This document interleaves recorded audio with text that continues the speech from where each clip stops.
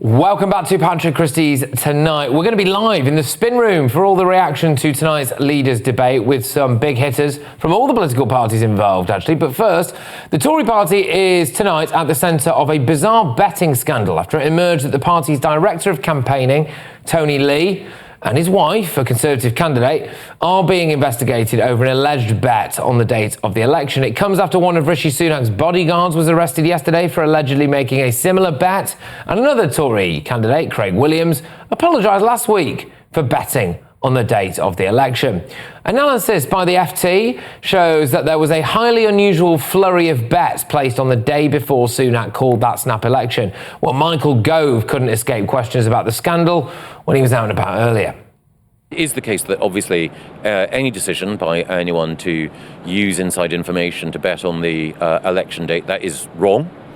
Deeply regrettable, but I think the individuals concerned are now being investigated, and until that process is concluded, I think it's difficult for me to say more. Well, now Keir Starmer stuck the boot in. This candidate should be suspended, and it's very telling that Rishi Sunak has not already done that. If it was one of my candidates, they'd be gone and their feet would not have touched the floor. There's a wider point here that you touch on, which is we've now had 14 years of chaos, of division, of politics being about self-entitlement.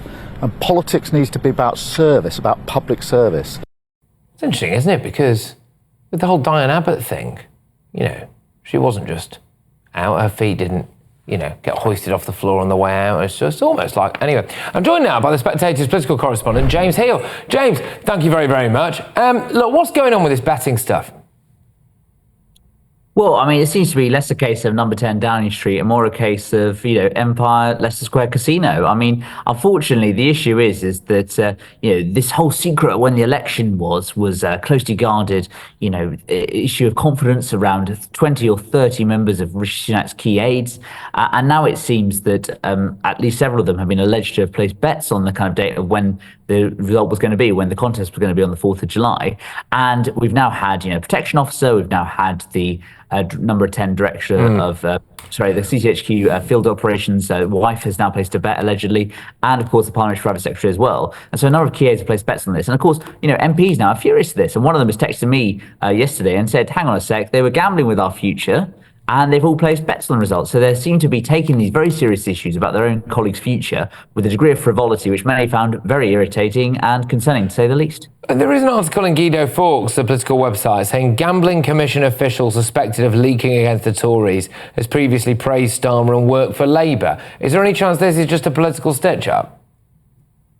I think that there's an issue about the law and actually have they committed anything wrong. I think the police thing is a different issue because it's about issues of public officials and the policemen have a different role to, say, parliamentary aides. But I still think that, people think it's very bad taste to say the least. And, Rishi Sunak was asked this tonight and, he was asked about key aides, and placing these aides. These are people he doesn't want to throw under the bus, but he said that, I was incredibly angry to learn the allegations. It's a really serious matter. And that language, Patrick, suggests to me that, they aren't suggesting to, stitch up witch hunt, etc. They're pretty angry about this in number 10 as well. And so I think that would say a lot about the kind of future of these people involved. I wonder if we might hear the phrase unwise but not illegal again at some point. But, there we go.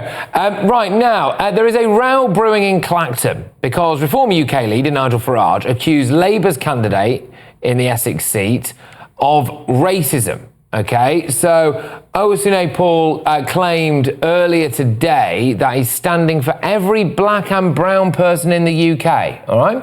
But then Nigel said politicians should be standing for everyone, regardless of their colour or creed. Imagine if I said I'm standing for every white person in the country. Joburn's message is divisive and racist in itself. Getting a bit spicy in Clacton, isn't it? It really is. And this was an interview in which the Labour candidate also was asked about previous comments in which he said that, he would bathe in the tears of white people. And he brushed it off, suggesting that was a previous different life and he would be a public representative rather than a private individual. But I do think, there'll be certain people pushing this, in their campaign, and obviously he's certainly lent into it.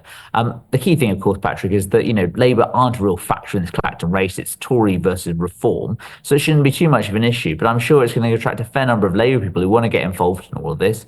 And it's a race that's going to attract national attention because Nigel always does. Is this not fair enough to say, though, from Nigel? If Nigel stood up and said, I am campaigning for every single white person in Britain, he would be called a racist, wouldn't he? I suspect he would, yes. And I think that Nigel's comments on this one are fairly reserved, given the kind of, some people would feel the need to lay into this. Like, look, I was really impressed last week when he stood up at his event and he said, I've done more to take on the far right than any other candidates and any other person in Britain. And clearly, I think other people disagree with that. And I think that these comments tonight that come out suggest that others are leaning into a war, which Nigel himself has eschewed. So I think fair play on him for this one. All right. Well, look, James, thank you very, very much. It's been tremendous to have you on the show as ever. You're on it almost as much as I am these days, which is no bad thing. So thank you. That is James Heale there of The Spectator.